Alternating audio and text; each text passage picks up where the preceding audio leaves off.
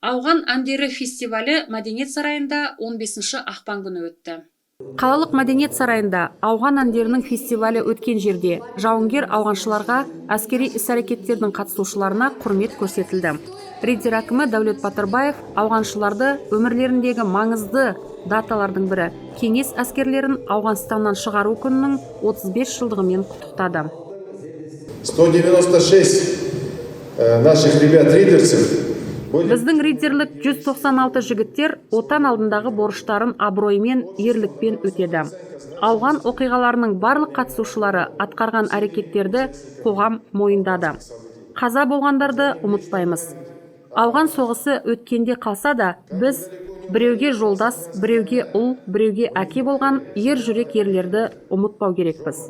Біздің мақсатымыз оларды өскелең ұрпақтың жадында да мәңгілік сақтау, жеткізу.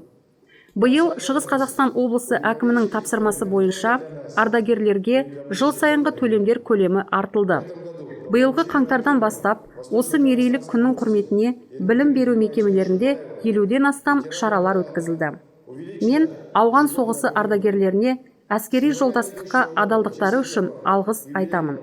Сіздер бұрынғыдай жастарға ерлік пен намыстың лайықты үлгісі болып қала бересіздер.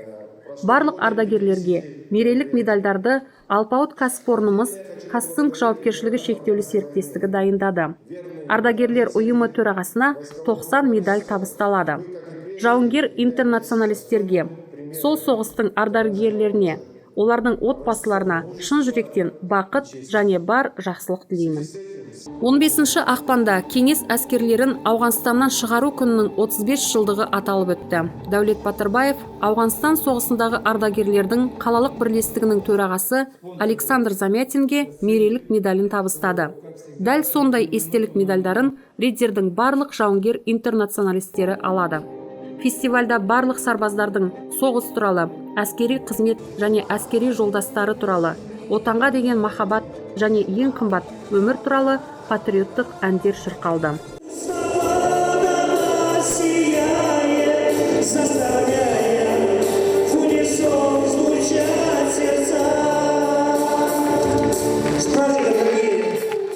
Кеңес әскерін Ауғанстан аумағынан шығару шешіміне Женевада 14 сәуір 1988 жылы қол қойылған Ауғанстан Демократиялық Республикасы аумағындағы ахуалды саяси реттеу туралы келісімі әсер етті.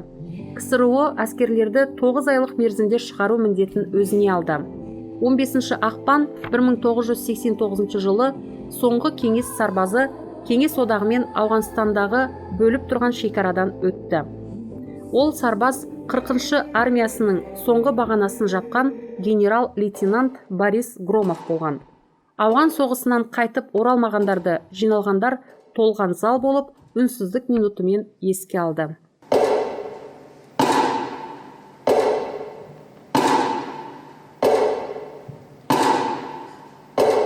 Ұлы отан соғысынан екесе ұзаққа созылған қайғылы әрі қаһармандық ауған соғысы еліміздің тарихында жауынгер интернационалистердің ерліктерінің, төзімділіктерінің және қаһармандықтарының куәсі болып қала береді.